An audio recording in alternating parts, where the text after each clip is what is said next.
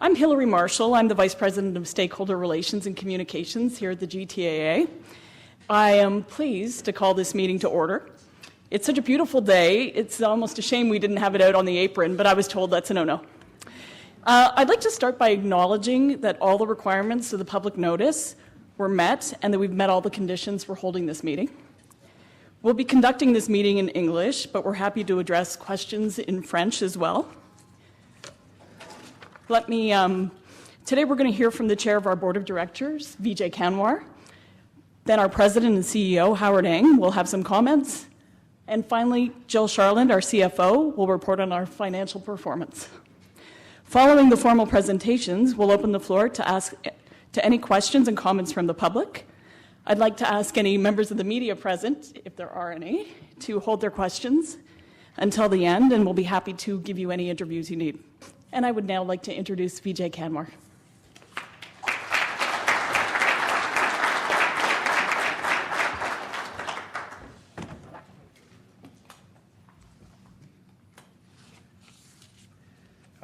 Good afternoon, and thank you for the introduction, Hillary.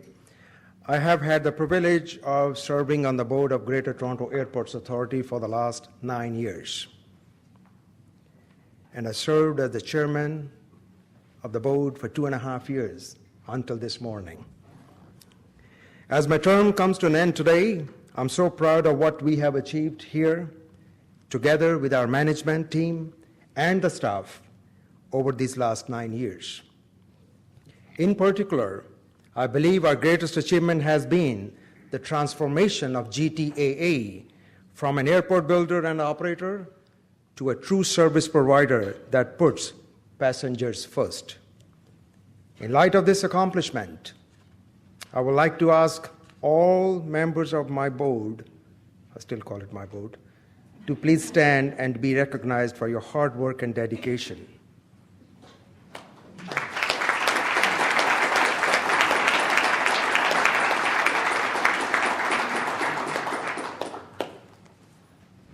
I had my first experience as a passenger at Toronto Pearson in 1985, the day I will never forget in my life. I was 24 years old. I stepped off the plane at Toronto Pearson with $80 American in my pocket, ready to start my new life in Canada. It was a thrilling day, and I know that my experience at airport echoes the experiences of many millions of others who have come through our doors. Much like Halifax Pier 21 during its heyday, Toronto Pearson is the place where people from all over the world get their first glimpse of Toronto and Canada. That is why in 2014, the board laid out a new vision for the GTAA to be the best airport in the world, making a difference and connecting the world. While there's always more work to do, I'm pleased to say that we have made great strides, and this had a positive impact on our financial results.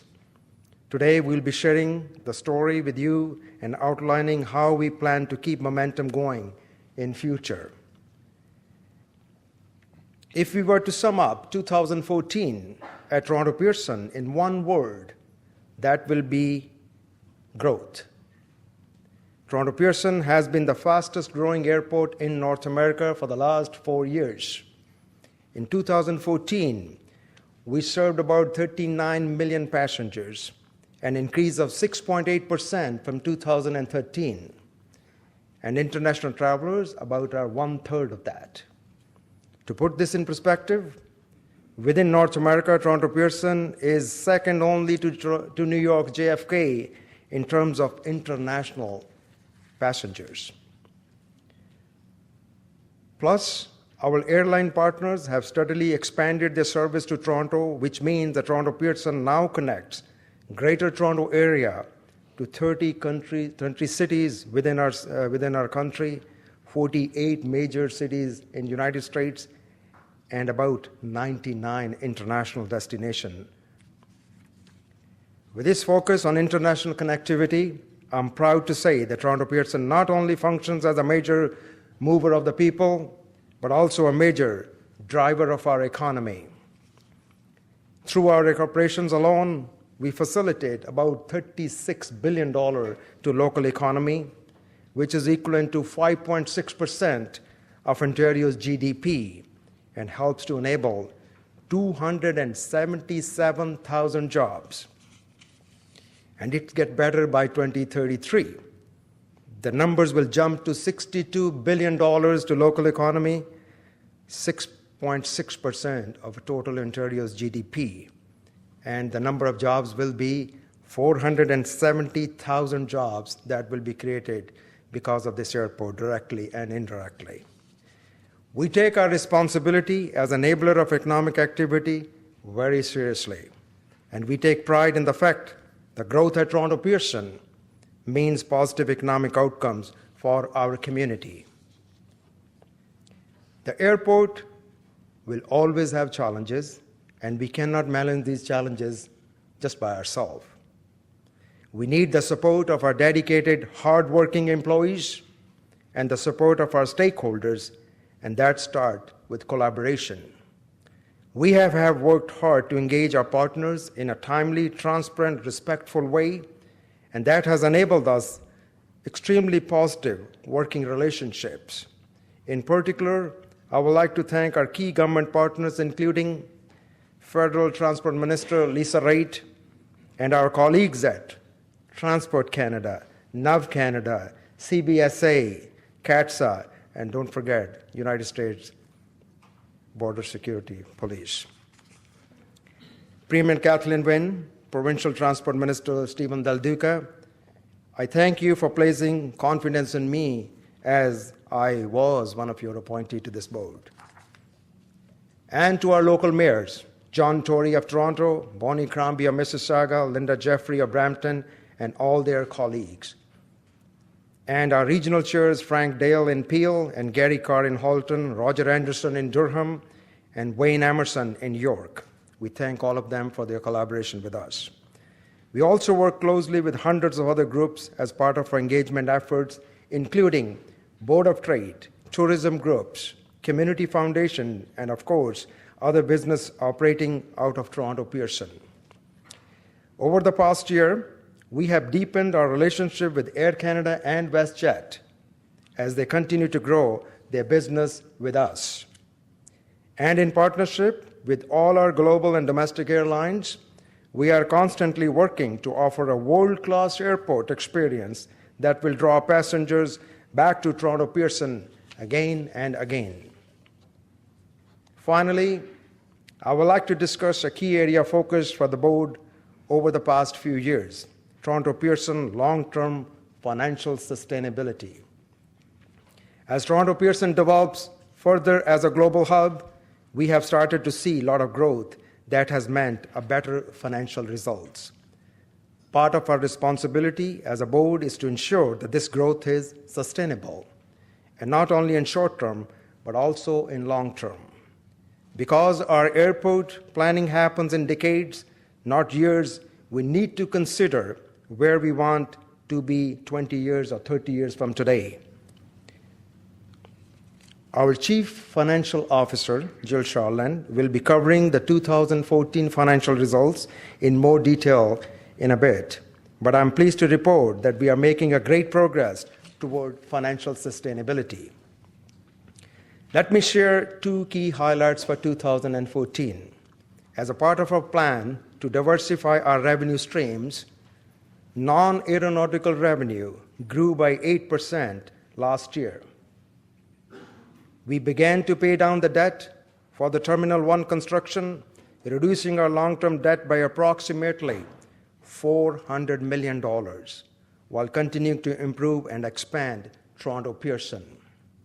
These indicators signify our vision is strong and that we are heading in the right financial direction. While we reflect on all that has been achieved over the past year, today is a time for new beginnings as we welcome our new incoming board chair. With that, I would like to extend my deepest congratulations to David Wilson, who was named chair this morning. Want to stand up?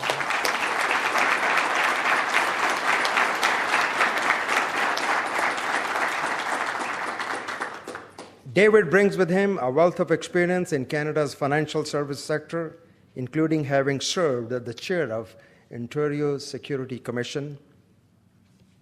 Nominated by the City of Toronto as its member, David became a director on the board 2 years ago, and I know that GTA will thrive under his stewardship. I wish you all the best, David. As I leave the chairman's seat today, there are many people I would like to recognize and thank. To all my board colleagues over the years, thank you for your commitment to guiding this incredible organization. When I started as chair, my priority was to create a high-performing board that would set the standards for the corporate governance in Canada, and I believe I have done that. Together with the management team, we set the directions for the growth and approved 20-year strategic framework to guide Toronto Pearson's evolution.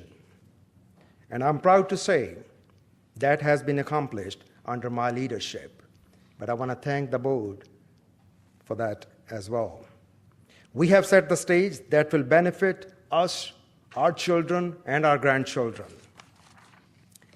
I want to express my deepest gratitude to all of the GTA's employees. I'm honored to have witnessed your passion and commitment to making Toronto Pearson the best airport in the world.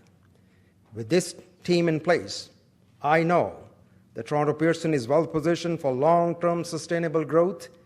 That is a legacy we can all take pride in. Finally, I am leaving today after serving my country for 9 years as a member of the GTAA's Board of Directors, but I'm leaving behind a proud Canadian, a world-class airport operator, Howard Ang, as our President and CEO. Thank you.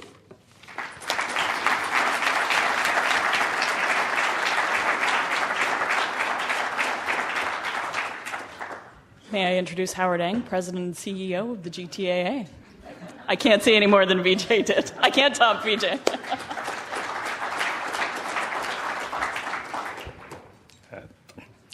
Thank you, Vijay, for such kind words. I can't top when your story about arriving in Canada, landing in Toronto with only $80 in your pocket, because I arrived in Montreal instead of in Toronto with $0 in my pocket. Thank you for joining us today at our annual meeting. 2014 was a strong year for Toronto Pearson Airport. It was a year in which business grew to new heights. Just to look at some of the numbers, there was 38.6 million passengers last year, 6.8% growth, and 7.5% growth in international passengers. I think the numbers speak for themselves, but they don't just tell the whole story. Because when it comes to airports, we don't think in terms of achievement over a one-year horizon. We look out to the next 20 to 30 years, knowing that the work we do today will directly impact our ability to succeed in the future. So how and what should we interpret what we saw in 2014? For us, it's a confirmation that Toronto Pearson, we are truly a global hub. We are ranked among the world's top airports by passenger traffic and serve more international travelers than any other North American airport except JFK. This is only the beginning of the story. Toronto Pearson brings significant economic benefit to our region and country. And we are on a growth trajectory that will bring significantly greater economic benefit over the long term. That's why I want to focus today on how and what we plan to sustainably manage the growth so that Pearson can continue to be a driver of economic activity for decades to come.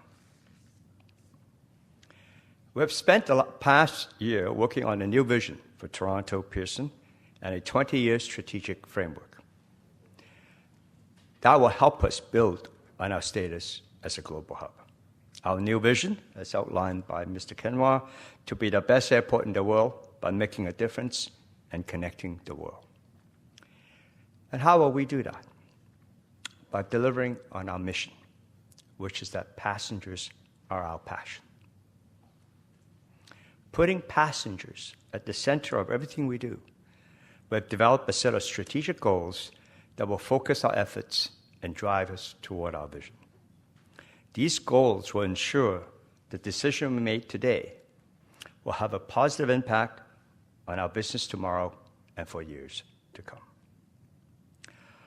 A big part of our growth story, of course, is the aviation growth. Looking at the demographic projections, we can anticipate that as Ontario's population continues to grow, we'll benefit from an ever larger pool of local passengers whose journey will start and end in this region. But our growth won't just come from the GTAA alone. We're also ideally located in the middle of a mega region with a wide catchment area of 130 million people within a 90-minute flight and over 200 million people within a 2-hour flight time. These passengers will increasingly use Toronto Pearson as the most convenient connection point to get to their locations that they want to go, either to do business, to go as tourists, and also to go to invest, and vice versa. That's why it's so important for us to continuously improve connectivity through new airlines and routes and an expanded offering of flight services, particularly to international destinations. In 2014, we add new routes to Milan, Haneda, Honolulu, and Rio de Janeiro. We welcome 2 international carriers to Pearson, China Eastern and Aer Lingus. Plus, we expanded service on 60 different routes. And while we already offer the most international destination of any airports in North America, we want to do more. Not just for the growth of the airport, because today, business is global. And to help Canadian company compete, we must get the connectivity so they can go to where they need to go in order to do business. To support this goal, we laid out a new infrastructure plan to accommodate our aviation growth over the next 20 years.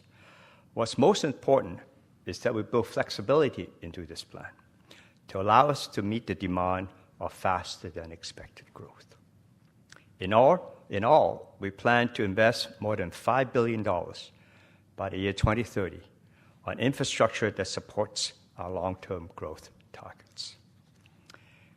As part of a broader conversation about aviation growth, not just at Pearson, but for the Southern Ontario region, we're starting to engage our regional airport partners and governments in a dialogue about how we can collaboratively plan for the anticipated growth in order to best serve the communities in which we operate in. Given our mission, it makes sense that passenger and customer service would be another of our strategic goals over the long term. We want to consistently provide a convenient and enjoyable travel experience so that Toronto Pearson becomes the airport of choice for travelers. And we are focusing in on what they want. Passengers want consistency and reliability with hassle-free flow from one part of the airport to the next. They want to walk into a welcoming atmosphere with top-notch retail service and amenities and make their lives easier while they're here. And most importantly, we know that they want to and expect that we are constantly changing. As passengers travel around the world, they compare Toronto Pearson to other airports. So we must always be one step ahead to meet and exceed their expectations. That's why we focus on things like bringing in new retail and restaurants, matching our customer flow performance against international recognized standards, and working with our airport partners to raise service standards to improve the passenger experience. One of the most exciting developments at this front is it's going to happen in just a few weeks with the commencement of the Union Pearson or the Up Express service.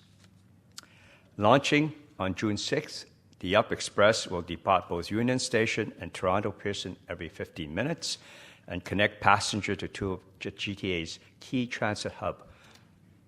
The journey time will only be 25 minutes. This is a major step in terms of the end-to-end passenger experience, but it's only the first chapter in Toronto Pearson's transit growth plan. As our population and passenger volume increases, it's imperative that we continue to find better ways to move people and cargo to and from Toronto Pearson. Today, about 5% of our passengers take public transit to get to the airport. The Up Express is predicted to increase that to 9%. In addition, our employees are a big part of the transit story also. Of approximately 40,000 people who work here, 17% take public transit to work. By 2033, we anticipate there'll be 60,000 people working at Toronto Pearson. And our employees are increasingly telling us that they want more transit options to help them get to work faster and more efficiently. We agree. This summer, the Pan Am and Para-Pan Am game will be coming to Southern Ontario. As a sponsor of the games and the main arrival and departure venue, we have a responsibility to deliver an exceptional airport experience. We have been working with the Pan Am organizers since 2013 to do just that. We're confident that Toronto Pearson will put its best foot forward when we welcome the athletes, coaches, families, and fans from across Americas to our city this summer.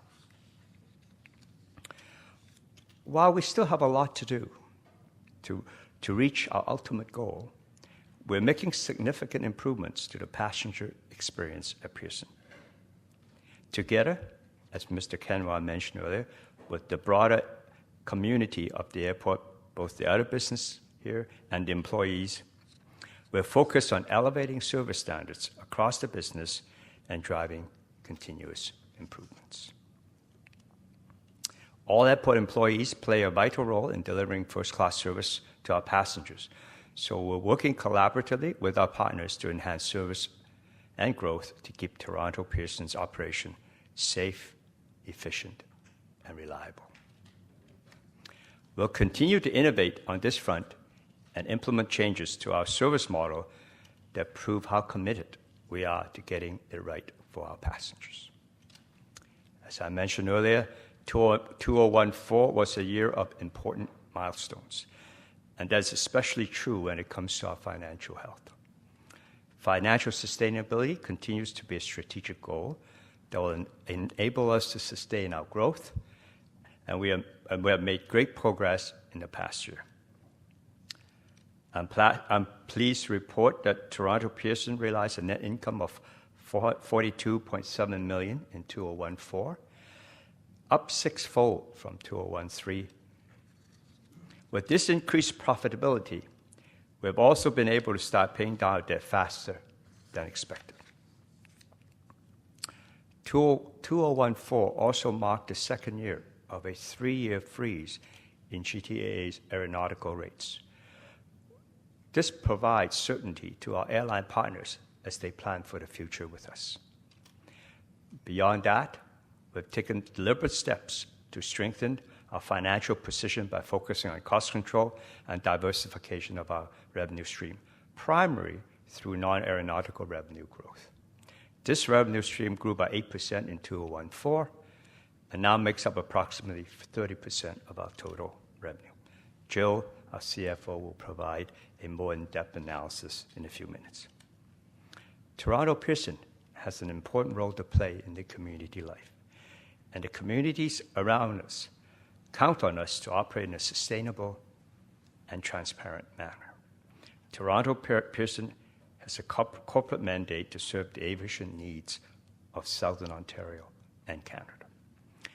Despite the economic benefits it brings, our growth also increases the impact on the communities adjacent to us. Being a good neighbor means balancing these diverse and sometimes competing priorities for the constituents we are in and business we serve. We're committed to open and timely communication with our neighbors and to building awareness and understanding about airport operation. For this reason, establishing strong policy relationship with local communities and government representatives is a top priority for us. In these interactions, we try to communicate the value and benefit of the airport while also asking for the community's feedback. For example, in 2014, we work closely with many individual residents and neighborhood groups by way of face-to-face meeting, conversation with our noise office team, and community open houses. Each interaction provides the opportunity to share information on Toronto Pearson's growth plan, to receive feedback from local residents about their concerns, and to create a two-way dialogue where issues can be discussed openly. Together with NAV Canada and our air carriers, we also encourage public communication and engagement through the Community Environment and Noise Advisory Committee, which is a forum for discussion between community constituents and the GTAA about the mitigation of aircraft noise and the operation of the airport in a sustainable manner. Being a good neighbor also means giving back to the communities that support us. And that's what we're doing through the Toronto Pearson Community Investment Program. The program was designed to strategically align our corporate giving around neighborhood building initiatives in three key categories: assisting new Canadians, promoting environmentalism, and developing young leaders. Last year, through the Community Investment Program, we invested in 8 grassroots initiatives that gave more than 4,000 community members the opportunity to participate in high-quality programming that encouraged them to feel more connected to their community. And finally, we can't talk about corporate responsibility without talking about the environment. At Pearson, we have a robust environmental management system to help guide decisions about improving efficiency and minimizing our environmental footprint. And I'm proud to say that we are a recognized leader in this field. We're the first airport in North America to be ISO certified, and last year we received the Toronto and Regional Conservation Authority's Living City Award for Sustainable Community. We know that our employees are at the heart of our success as a business, so it's essential to recognize the critical role they play in delivering our vision and mission. The objective of our strategic goal relating to people is to position the GTAA among the top quartile of high-performing organizations and focuses our effort as an organization on delivering superior service and operational excellence. Of course, underscoring all of this is safety. As a strategic goal and key operational metric, safety is and always will be our top priority. That means we'll work to continuously improve safety and security of those who work at and travel through the airport. While we already have an exceptional safety record, our long-term vision is for a zero-injury work environment. For the approximately 40,000 people who report to work at Toronto Pearson, and to develop an even stronger safety culture than what we have today. In the near term, we'll do this by targeting a 5% per year reduction in lost time injuries across the airport community. How do we do this? By continuing to identify and remove hazards, monitor safety and security compliance, and reinforce and encourage safety awareness. As we work together to manage the challenges associated with growth, I assure you that the safety of those who work at and come to our airport will always be and remain our paramount concern. To conclude, I think that Toronto Pearson and the region face a very exciting future. 2014 was a tremendous year for the airport, and we're poised for the enormous growth and opportunity that is coming. With a solid 20-year strategic framework in place, I believe that we effectively manage this growth in a way that delivers the maximum benefit to our passengers and our community. On that note, I want to take a moment to thank Toronto Pearson 40,000 employees who come in ready to serve more than 100,000 people who pass through our door on a daily basis. I also want to recognize our 1,200 GTAA employees for the dedication, diligence, and readiness to embrace change as we start on this long journey together. Before I close, I'd like to say a few words about retiring Chairman Vijay Kanwar, even though he has said it all himself.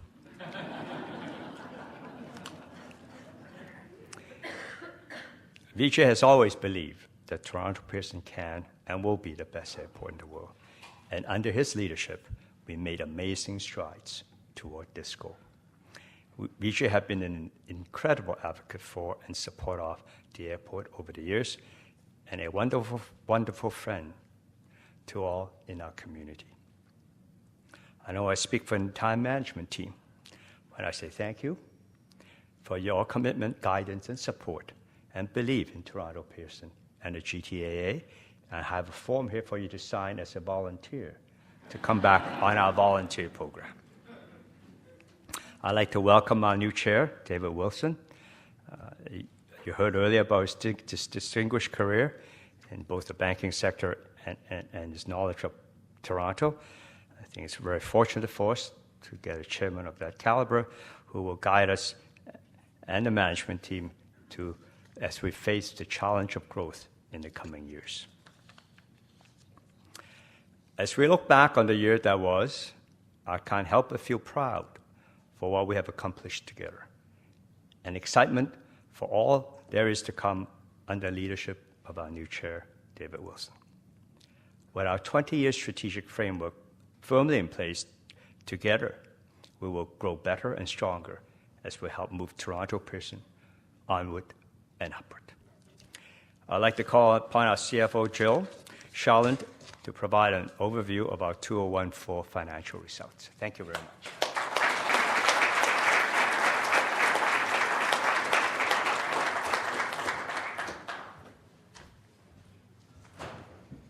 Thank you, Howard.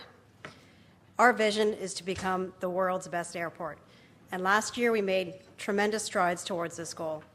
As Howard mentioned, our 20-year framework lays out the path forward, and in finance, our efforts are concentrated around two strategic goals within that framework: financial sustainability and aviation growth. As an organization, we made excellent progress in 2014 towards these goals, which I'll share with you today. When we think about financial sustainability, it's really about taking care of the business. To ensure long-term financial sustainability, we must generate profits and positive cash flow to not only provide flexibility to weather unforeseen events, but most importantly, to reinvest in the airport. This cash allows us to, amongst other things, provide an exceptional level of service to the public, invest in our local community, and repay our existing debt. Overall management was successful in delivering our plans in 2014. As you can see and have heard, we reported net income of $42.7 million before the early retirement of debt charge, representing a significant increase from the 2013 profit of $7 million. Revenue grew by $42.5 million, largely as a result of our non-aeronautical revenue, and operating expenses increased only modestly due to inflation and higher than planned snow removal. Interest costs declined due to the continued focus on lowering our debt, and this will serve to benefit the organization in years to come. And we had an early retirement debt charge of approximately $102 million. Looking at our debt, I'm very proud to say that this year we executed the corporation's first bond buyback program, retiring about $400 million in face value bonds, and bringing our gross debt to levels that we have not seen since 2005. The focus on paying down our debt has resulted in significant interest rate savings, which will continue to benefit the corporation in years to come. In 2014, we reduced our interest by another $11.6 million over 2013 and expect this to continue into the future years. Reducing interest provides us the flexibility to invest in the airport, to enhance our service offerings, improve the passenger experience, and manage our rates and charges. One of our goals is to shift the mix of revenue towards non-aeronautical revenue sources so that we are less reliant on traditional aeronautical revenue. This provides us a greater degree of flexibility and predictability. Looking at revenue, you can see that aeronautical revenues in 2014 were effectively the same as 2013. However, the total amount we collected through the airport improvement fees increased along with passenger growth, but most notably, non-aeronautical revenues increased by 8.3%, which grew faster than our passenger growth of 6.8%. And this is due to a combination of enhanced retail and advertising initiatives in the terminal. In short, this non-aeronautical revenue growth was the key factor in our overall revenue growth of 3.9%. Digging a little deeper, this chart shows how significant non-aeronautical has become. In the past year, we've seen the largest increases. In 2014, we experienced solid revenue growth in ground transportation and parking, shown in the red at 6.9%, as well as concessions retail, which is food and beverage and retail, shown in light blue at 14%. This significant concession growth was the result of introducing 16 new retail and 9 new food locations on top of new sponsorship agreements. All this demonstrates that the efforts and investments we put into our retail strategy are delivering significant returns. Non-aeronautical revenue now accounts for 30% of our revenues in 2014, compared with 24% in 2010, which means that we are becoming more competitive as we reduce our dependency on aeronautical sources. We continue to manage our operating costs with an eye to the bottom line, and prudent management of our operating costs means that they are actually 8% lower now than they were in 2008, as indicated by the green line, during a period when traffic grew by almost 20%, as indicated by the blue line. This has been achieved through initiatives like energy savings programs, working smarter with the resources that we have, and ensuring the quality of our services is constantly improving. However, you can see that there's been a gradual increase in operating expenses over the past few years as we reinvest our savings into improving the airport operations, such as the introduction of our free baggage car program last year. Establishing a financially minded environment has allowed Toronto Pearson to build a sustainable financial framework. This is in order for us to make the critical investments in the passenger experience. Even in an environment of prudent cost containment, we continue to make the capital investments necessary to ensure we're meeting the demands of our customers. Some examples of these are the need to comply with regulatory requirements, ensuring a safe and secure environment, capacity expansion within our existing infrastructure, and investing in productivity and customer service initiatives. These near-term capital priorities are funded through the yearly cash flow generated rather than financed through the issuance of new debt. Our general view going forward is that prior to making investments in new large-scale initiatives, we will first optimize the use of existing facilities to unlock their full potential. Aviation growth is both a measure of how well we are tracking against our goals and an important enabler for the rest of our business. Because with critical mass, we gain the benefits of scale, enabling us to continue to expand our service offerings. As you can see from the green bar, passenger traffic grew by 6.8% in 2014 to a record 38.6 million passengers. Since 2010, passenger traffic has grown 21%, and our annual compounded growth rate has been 4.9%. Growth has been achieved evenly in all sectors, domestic, transborder, and international, and as a result of a number of new routes and airlines being added. In fact, our performance in 2014 confirms that new and existing carriers see Toronto Pearson as a highly desirable connection point to other destinations. Last year alone, we saw service on 60 different routes, and our connecting passenger business grew to over 30% in 2014, up from 26% in 2010. As we solidify our position as a true global hub airport, passengers from around the world will continue to benefit from the growing choice and flexibility when it comes to travel plans. How do we encourage traffic growth? When it comes to traffic growth at Pearson, we've taken the view that stabilizing rates is one of the best tools we have in our arsenal. This focus on the bottom line has enabled us to reduce or hold constant the rates we charge air carriers for the past 8 years. In fact, air carriers paid 25% less in fees in Pearson in 2014 than they did in 2007. The reduced rates we initially put in place in 2013 have now been frozen for 3 years. This provides certainty to our airline partners and encourages them to offer even more travel options for passengers to Pearson. To summarize, overall management was very successful in delivering our plans for 2014.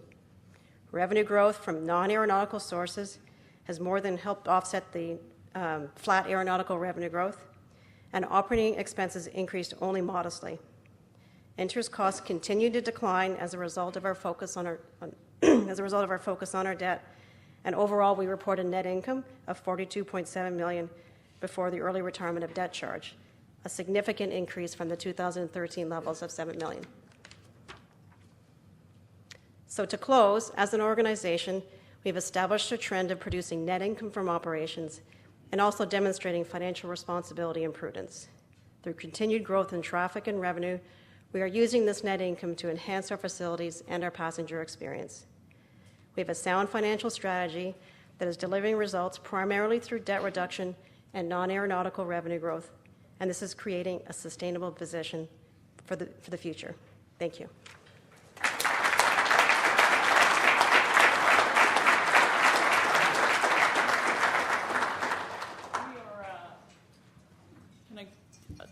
These mics on now? Thanks very much. So the floor is open to any questions or comments from the audience. If I could just remind you, if you do have a question, thank you, sir.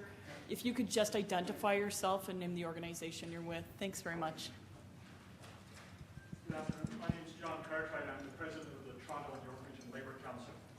I was intimately involved in the expansion of the airport that Blue Turpin some years ago in my previous role as the head of the Building and Construction Trades Council. The work of the Airport Authority, as the report today illustrates, has been moving in a very positive direction. One of the things, though, that has been a topic of conversation more and more in our society is the issue of income inequality. And organizations from the International Monetary Foundation through the United Way and others have talked about the importance of looking at issues of income inequality. And there's a sizable number of workers in the airport who are paid what could only be described by any measure as poverty wages, below the low-income cutoff that's accepted as the poverty rate. I'd like to suggest to the board and to the administration of the GTA that you consider looking at a fair wage policy, as many cities and public institutions in this country have, and as many airports across North America have, that would apply to all contracted and tendered work to ensure that the values of the Airport Authority are shared around prosperity, are shared with everybody who makes this success a possibility. And I would hope that suggestion be looked upon in a positive light. I had the honor of taking our city's Olympic bid books to Lausanne, Switzerland, when we were part of the bid committee in the past, been very involved in a number of public bodies.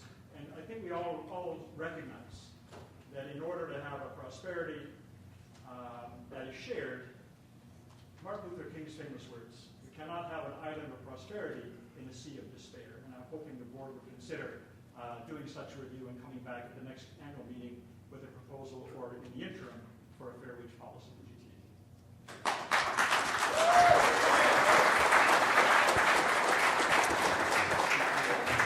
Thank you very much for the input. We'll certainly take it back and we'll consider that. Again, just to for everybody to know, when GTA, for ourselves, when we look at tendering contract, the evaluation criteria is not always the lowest price. A lot of time we look at the quality of service, and a lot of times that is actually of more paramount importance to us. And then after we review the company with the highest quality, and then we open the price, and whatever it is, that is what it is. So please be assured that our purpose, and as a company, we're not here to always look at the lowest price bid, as you may think, but we are also very much focused on the service and the quality of service that's provided. But we will take your suggestion back and we'll review that. Thank you very much. And from the board point of view, I must answer your question. We know our success is because of the hard work, dedication of the people, and we take it very seriously. And then the board is fully equipped. We have expertise on the board to handle the labor issues, and it is a challenge. But we do know that to have a safe and sound operation at the airport, it requires a good labor force, and that means paying them well as well. Yes, sir. I speak up regarding a few years ago, we lost a wonderful artifact here on the GTAA property. The Super Constellation aircraft was parked up on Dairy Road. And that one of Howard Hughes' favorite aircraft, one of the most beautiful aircraft ever built in the world. I'm a member of the Canadian Aviation Historical Society. The previous management of the GTAA lost a wonderful opportunity of retaining that aircraft. That was one of the last aircraft that TCA flew, and it was complete inside, the most complete Super Connie in the world. And it was basically, I believe that aircraft was evicted off the property in the cold winter months, somewhat destroyed. And through lack of vision, what a wonderful artifact that would have been hanging up in one of the hangars or one of the terminals, making the Toronto airport unique, that aircraft hanging from the ceiling. And I believe it got sold something like for $10,000. And when you come with figures of millions of dollars, losing that piece of Canadian aviation history, it's what a crime. And now I'm asking you, perhaps the present management, would you redeem yourself? Because the Downsview Air Force, the Air Museum was at Downsview. There was 45 tractor trailers, artifacts, irreplaceable artifacts, came on the property of the GTAA. Also, the iconic Avro Arrow, which took almost 10 years to build by volunteers of Downsview. Wonderful effort on those people. Then the Lancaster, which disappeared. And that, I believe, is still owned by the City of Toronto. Now, I understand they are somewhere on the property. Silence is not golden. An awful lot of people are very upset since the museum closed down at Downsview. Through Mr. Sognacki, he was the chairman of the board at that time, and the gentleman at that time with Parks Downsview Park, their service was no longer required, and Canada Land has taken it over, doing a wonderful job, I understand. And also the feeling for aviation history. Could you give the people of Canada and Toronto some indication whether the museum might be coming back alive on the GEA property? You're right. Since they left Downsville, some of those display are parked on the GTAA property. We are working with the owners and the organizers of those artifacts to see how best to display them and what their intention is of building a museum. So we are working, we're talking, and we're in dialogue with them regarding this issue. But the artifacts,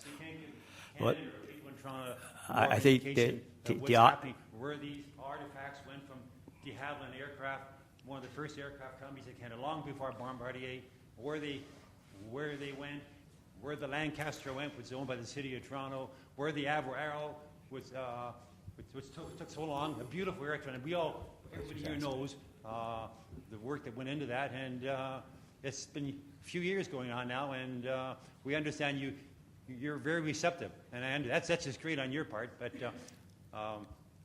where can we work from here? Well, like I said, sorry, those artifacts do not belong to the GTAA. They belong with whomever owned them before, and they still belong to them. So we are working with them to see what can be done. But I don't know, since I'm not the owner, I'm not sure where they all are at this moment. You're not aware that they're on the GEA property? Yes. Thank you, sir. Thank you. We'll take a question at the back there.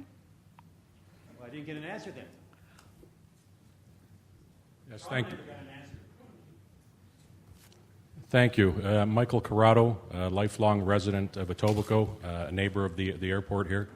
Also a union representative of the International Association of Machinists and Aerospace Workers, District Lodge 140. We've heard a lot about the number of airport workers at this airport. Right now, about 40,000, expected to grow to 60,000.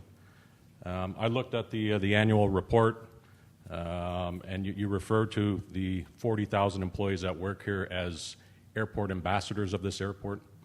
I'd like to echo the comments of the first speaker, Mr. Cartwright, from the Toronto District Labour Council, of trying to have the airport authorities establish some type of living wage here for the 40,000 and growing employees at this airport. Much like the first speaker, I've been coming to these things for years. I used to deal with Lou Turpin myself. And right from the get-go, the board of directors from the get-go used to have representation from labor. There actually used to be a designated spot on the board of directors for labor to be able to hear the voices of the 40,000 workers that work at this airport. The question I have is, would the board of directors consider reinstating some type of seat on the board of directors for labor? And if not, would they consider developing some type of subcommittee to adequately hear the voices of the 40,000 plus growing workers at this airport? There was a discussion made, some comments made about contracts being turned over. The airport authorities have some direct control of some of these contracts and issuing contracts. They may not necessarily have direct control in others. Right now at this airport, there's a lot of contracts that have been flipped back and forth. Starting tomorrow at this airport, there is going to be an announcement. Now, we do have the Pan Am Games coming. This is a first-class airport in a first-world country, and I'd definitely like to keep it that way. Starting tomorrow, there will be an announcement at this airport that every single person who refuels each and every aircraft at this airport will be given notice tomorrow that they're all losing their jobs and being replaced by people off the street at a minimum, close to minimum wage, with no experience. This particular function at the airport, if you ask me, is an essential service. Aircraft cannot take off without fuel. They cannot get to the de-icing pad without fuel. This is an essential service that I believe is set to be a major possible labor disruption during the middle of the Pan Am Games.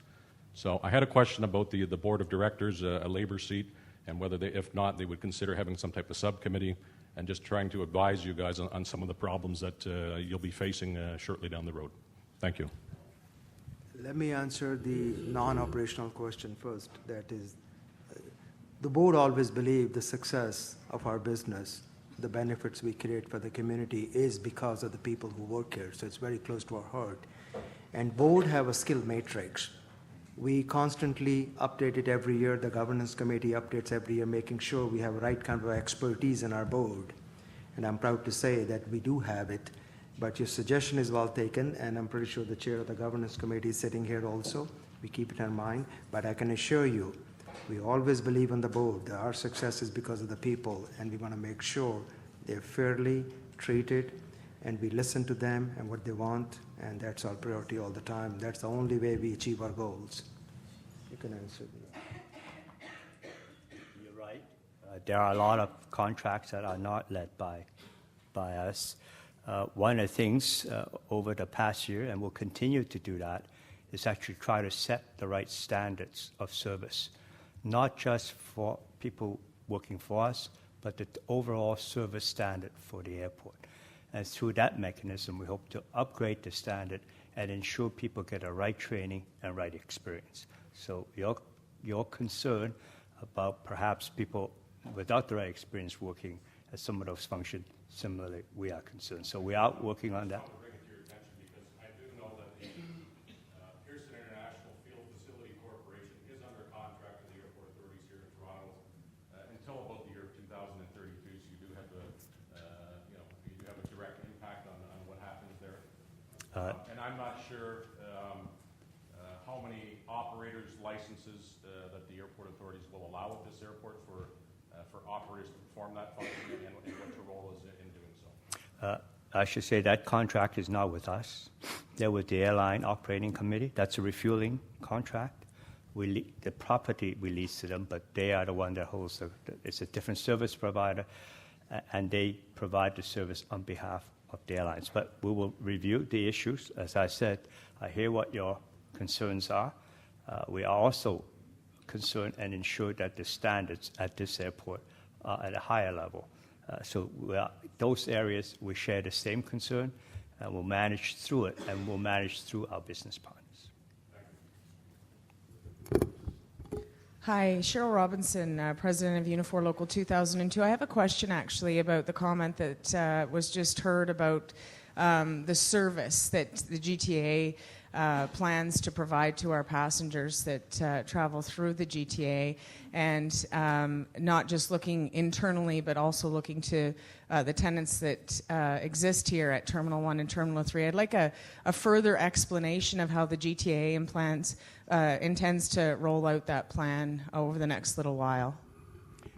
Well, we have started over the last 3 years. For example, when we talk about safety here, when I mentioned we're looking at a safety matrix that will decrease injury, we are not just looking at the 1,200 GTAA employees. Today, we have a pool. When we approach about all the companies on the airport, today we have about over 60 of them, in which we share information about the injuries that happen at the airport, and all of us agree to targets to reduce those number of injuries. For example, earlier this year, there was 11 companies that participate. There was only 11 companies that participate last year. We got together, and we had a safety award luncheon to recognize all the safety initiative done by the employees of those companies. So that's one of the ways we do it.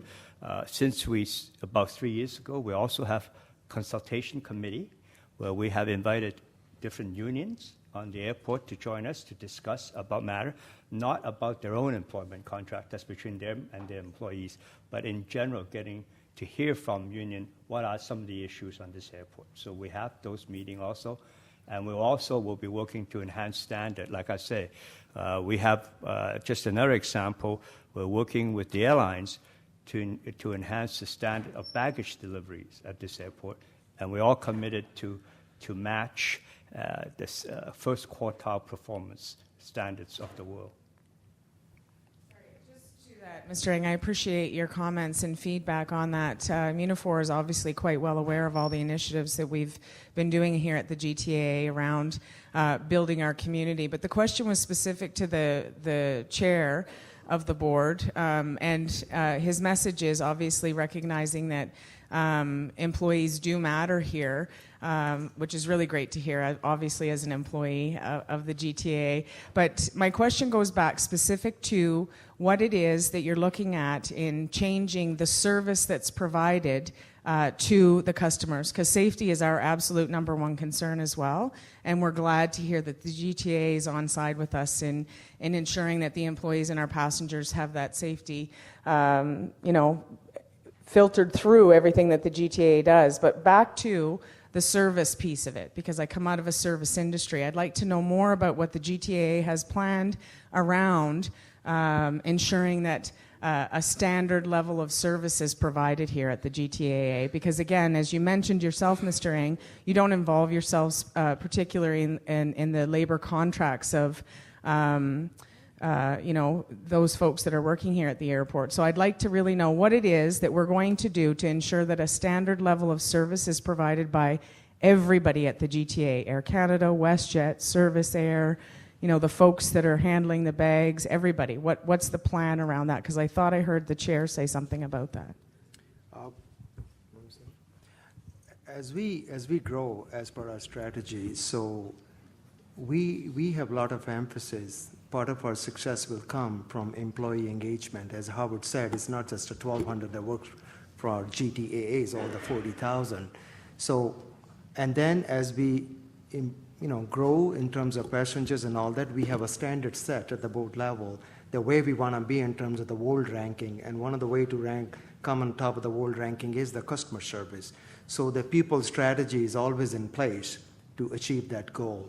So this is, I can answer you on the strategic basis, but if you want more on operational basis, then Howard can answer that. Again, just giving that example regarding baggage, we are working, and first we measure what is the speed and time of delivery, how is it done. Working with the airlines, we determine where we want to go in terms of the level of service we want to provide, in terms of when and where, how quickly the bags are to be delivered. Then we work with them to arrive at a standard that'll be consistent among all the service providers. Take an example, baggage handling at the airport. The first thing we're going to do, I think what customers want is a consistency of service. So we try to, after we set the standard, we try to ensure that we consistently, and we'll measure it by, if we're delivering it on 80% of the time, how can we keep moving it up and working with our business partner to deliver that whatever standard is, say 80, 90%, or 90, 95% of the time. Once we achieve that, then we'll look at maybe upping the bar and enhance the service. So the two process we're trying to get is identify the standards, ensure consistency of delivery of the standard, and then continuously improving it over time. So that's the philosophy. We're doing that on the ramp in all sort of baggage delivery. We're doing it ourselves on our snow removal. We're doing that at the de-icing facility. And so right now we're working mainly on the ramp, again, because a lot of the activities are there. But that kind of philosophy will also be moved and have been moved into the terminal building also.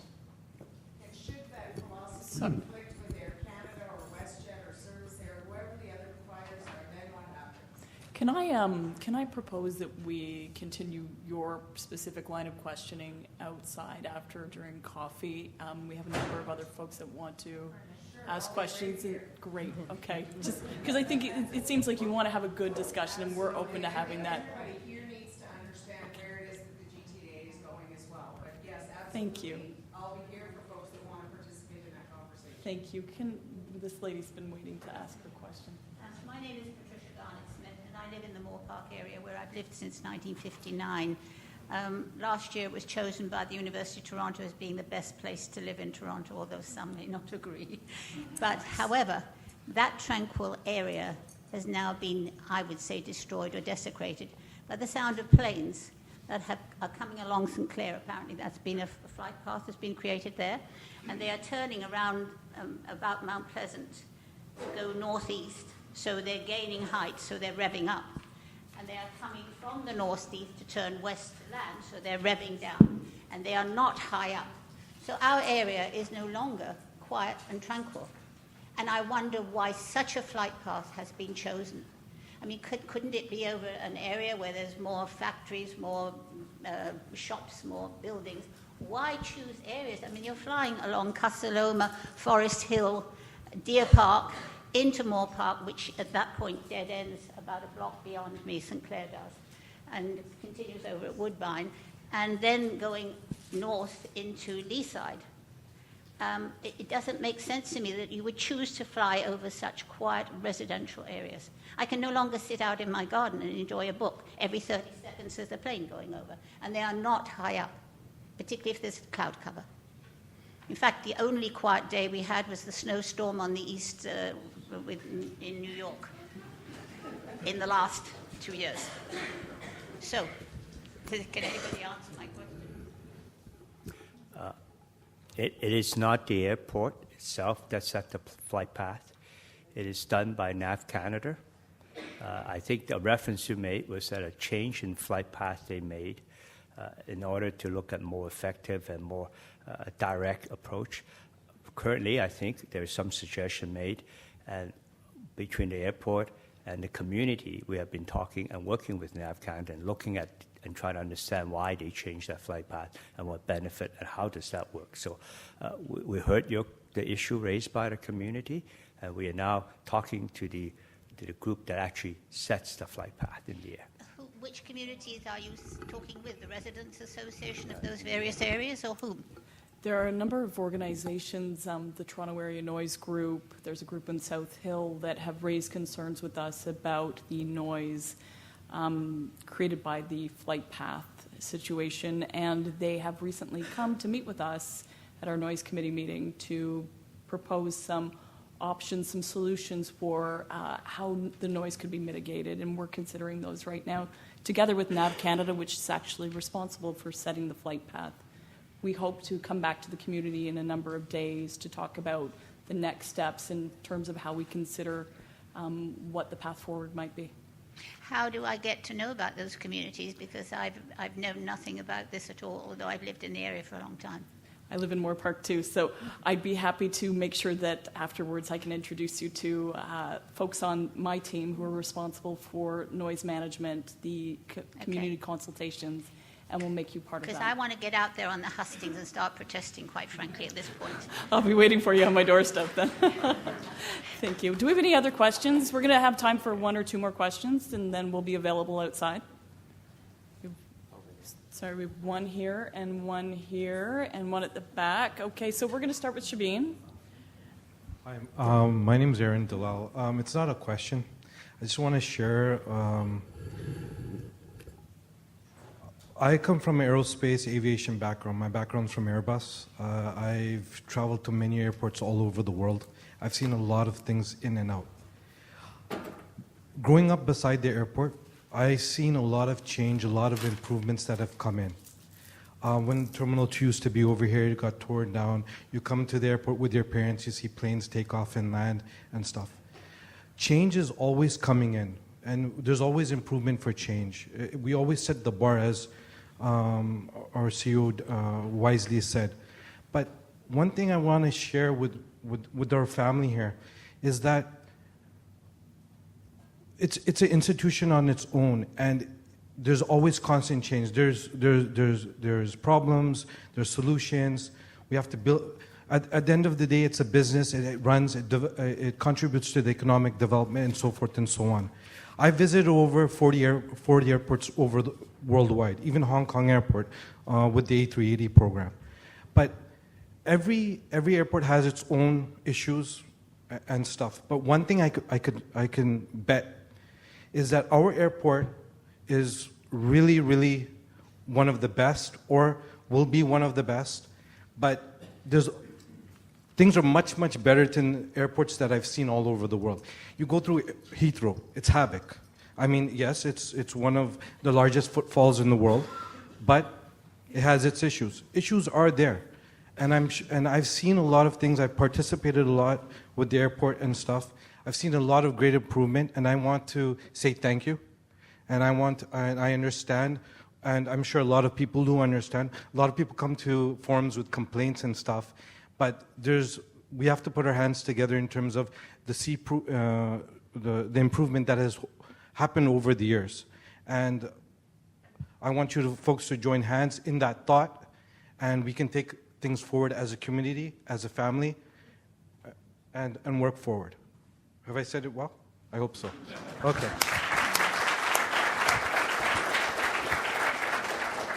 Thank you, sir. I believe I saw a question here on the right, and then we'll move to this lady at the back. Thank you very much. Oh, hi. My name is Harish, and I live in Mississauga. I'm just a passenger. I'm not representing any organization. My question is about, I have two questions. One is about financial statement. On page 50, there's an item says rent, general rent. Yeah, ground rent. Who do you pay rent? You are the landlord. I pay the rent to Transport Canada. We rent the airport from Transport Canada. Oh, so I you don't lease own the property. Yeah, government own the land. Oh, okay. And the second question was, like many airport has, go-kart to move people with disabilities. We don't have that. Do you have any plan to introduce those? Can you repeat that? The carts to move. You know, people with disability, people with challenging... On the air side, yes, we have. We have electric that? carts to provide. They're not enough. I don't see any. We will be looking at... And third, shortly, do you foresee that you will reduce the fare for UPA Express? Like it's too high right now, what you proposed. Thank you. Thank you, sir. The lady at the back. Good afternoon. My name is Lisa Summers. I'm a resident here in Etobicoke. And this is just a general question, but before I say it, I just wanted to acknowledge the work that the board and all the employees of GTAA have done to achieve the results that you presented here. I think it's quite impressive and certainly a good base for the growth that you have planned for the future. Speaking of the future, I was just wondering, is there plans to build another runway or two, or even another airport terminal down the road, given the growth that you've projected for the next 20 or 30 years? Or do you even have the land to do that? I don't know. Okay. The land for this airport, as you see, is what it is. There has been projections of a fourth east-west runway that was identified in the master plan. We do not foresee the need of that for many years to come, because we think there is enough capacity on the airfield to handle the aircraft that are coming in today and coming in tomorrow. Because as you notice, aircraft over time has been getting bigger, so every movement can handle more passenger. Also, aircraft has been getting quieter, so that's one of the benefits of the new technology. It allows it to be quieter. So right now, we're not envisioning any changes to the number of runways we have.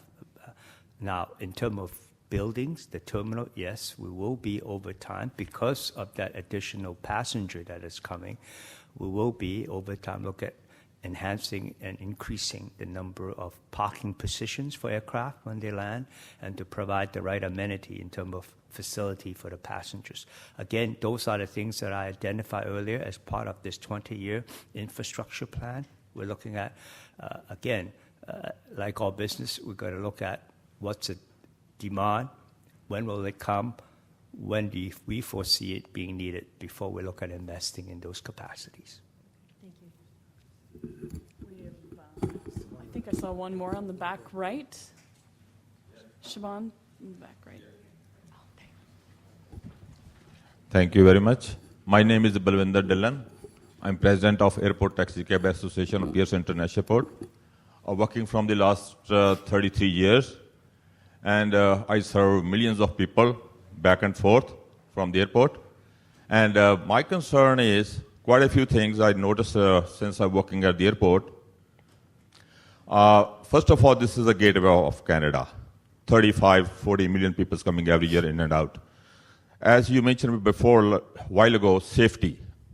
I'm thinking, I realize inside people, those arrive, they need more security, because so many illegal activities going inside, especially illegal cars, we call scoopers. We have to control those people. They are rip off our guests and taking them in the garage, and they charge whatever they want it. So there should be a police patrol all the time, 24 hours on the platform. So at least they should catch them, and they have a teeth. Otherwise, if you have security, they are not care about security. We need police patrol 24 hours.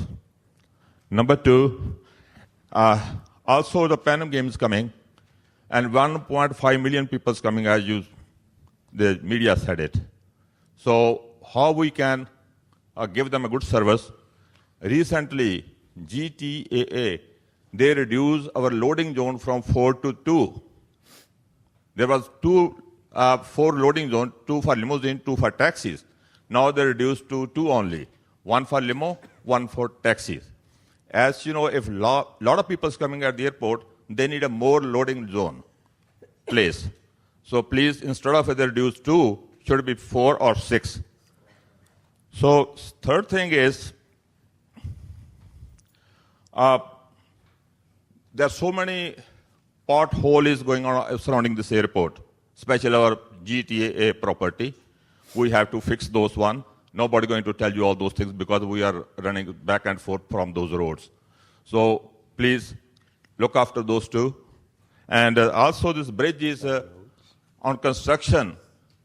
People sometimes they may be late to get the flight. This bridge on the construction, only one lane open from 427 to the Terminal 1 and 3. And I won't take you too much time. You already maybe going over time, something like that. So We got music. Okay. You're going to hook him off the stage pretty soon. Just like at Academy Award, he spoke too much earlier. He's okay because he's our chairman. Anyways, so please note those things. Thank you very much. That's very important. Thank you. Thanks. Thank you. We share your concern of scooping. We have a team that does look after them. We'll continue to be vigilant to try to manage it. It is an age-old problem, but we're not giving up. So I can assure you. Loading zones, my vice president in charge of terminals here. Maybe afterward you can outline to them exactly what it is that we're missing in the area. Loading zone, roads, yes, the roads that are ours, we have a program now. As you notice, the weather is improving. We are out there fixing the potholes. Construction, I think, especially the construction you're referring to, is the activity we're doing actually a little bit like Gardner Expressway. We're fixing the expansion joints on those bridge decks, and we've been doing it last year and this year. We hope to finish that later this year. But unfortunately, whenever you work on those expansion joints, you got to take out one or two lanes. But we apologize for that, ask for everybody's indulgence, but we hope to have it all completed this year. It's unfortunately a necessary maintenance. I see three more questions. So we're going to take your three questions, and I think we're going to close the meeting. We've just gone a little past our time, but please go ahead, sir. Testing, 1, 2, 1, 2. Can you hear me in the back? Thank you. Just as it's time for me to disembark this meeting, I just wanted to, in a bit of a positive note and small item, Scott Crow, lifelong residents of both Downsview and South Etobicoke. Yes, I've lived my entire 61 years under flight paths. Don't mind that, actually. Love watching the planes go by. However, I just wanted to, on your community involvement initiatives, whatever, hey, thanks for the check-in and emails. I check in with you guys frequently. Love the information, stuff you're doing, whatever sort of thing. And just wanted to say, as I'm checking out now, the guys that run your airside tours, those two guys whose names I do not remember now, sort of thing. Russ. Oh, look, my know-it-all wife showed up at the meeting here. I just wanted to shout out to those guys. They do a wonderful job, and I'm sure everybody else too, and everything and whatnot as well, sort of thing. So just keep up some of that good work there, and we'll see you next year. Thank you. Thank you very much. Thanks very much for that. We have two more questions, and then we're going to close today's session. Yeah, Sean Smith, Airport Workers Council. I'd go back to Lou Turpin as well. There's a lot of us that go back that far. And this is the first annual meeting where I'm having a hard time saying something good. We have had some successes as an airport community, working with the union working group, which is appreciated. But increasingly we're feeling patronized. That we're feeling we're welcome for photo ops. We're welcome for a pat on the head once a year to say what a great job. And then the other 364 days, we're told to sit down, be quiet, and us adults are figuring out the issue. And that issue is contracting out. I'm blown away by Mike's information today. That sends a shiver down my spine because we're going through the same thing. A year ago, we had our parking attendants. I'm just giving one example of what life is like for the people at Pearson who are not in this room right now. The contract was tendered out, 80 workers. We're talking people who worked 20 years. These workers were forced to reapply for their jobs again. The GTA said, not our concern, we're not labor. That's the third-party contractor. The third-party contractor didn't care about these workers and threw them on the street. 51 out of the 80 were thrown on the street. The 29 that were rehired started as day one employees. They lost all their vacation, they lost all their wages, all their seniority, started over again with mass pay cuts. And yet at the same time, people come through the airport talking about customer service when these workers are wondering how they make ends meet. Why every 3 years you have to reapply for your job? Can you imagine? Just think about this for a minute. 20 years working at the airport and you've never had more than 2 weeks vacation. Because every 3 years, the GTA forces everyone to reapply for their jobs, so you're new employees. That's not customer service. I'm sorry, that's exploitation, pure and simple. The GTA has to put a stop to this. The GTA cannot, on one hand, say, we'll talk community, but we won't talk labor because we're not your employer. But then at the same time imposes contracting out of 130 Air Canada jobs. It cannot say, we won't talk with you guys about your labor issues. You guys are smart. You can figure it out. And then tell Mike Corrado and his brothers and sisters at Consolidated, you guys have to figure it out, reapply for your jobs if you want to keep it. And consider a 40% pay cut as an opening gambit. The GTA, and this is my question, I want to follow up on John's first question because that's getting to the heart of the issue.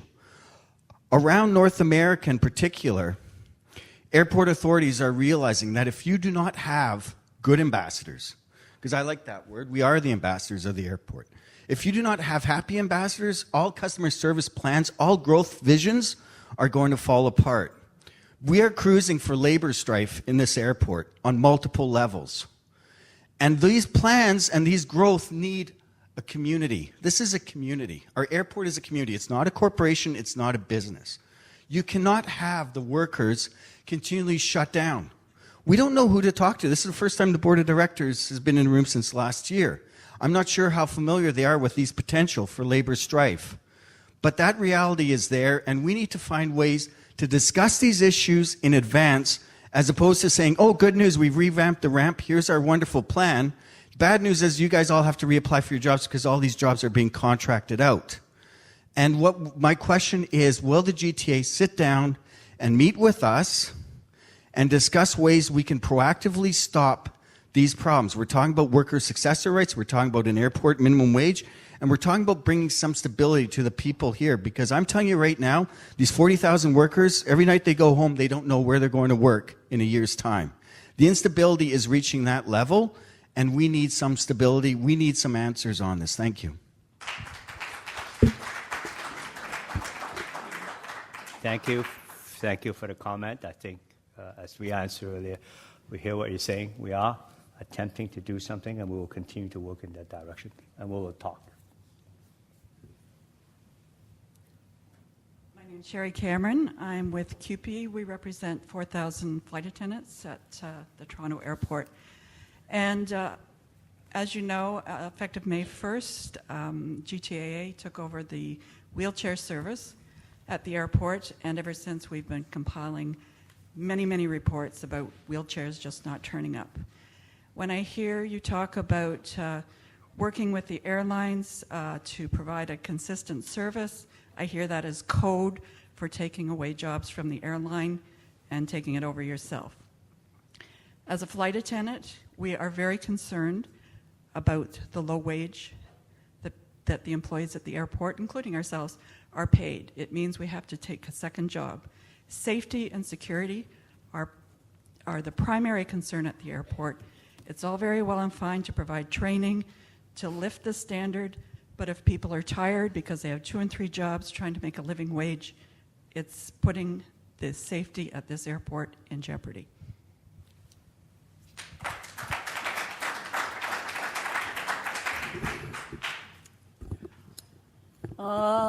I believe we are going to adjourn the meeting at this point. I don't see any other questions, so I thank you all for coming today, and we'd invite you to stay and have coffee with us and continue our discussions.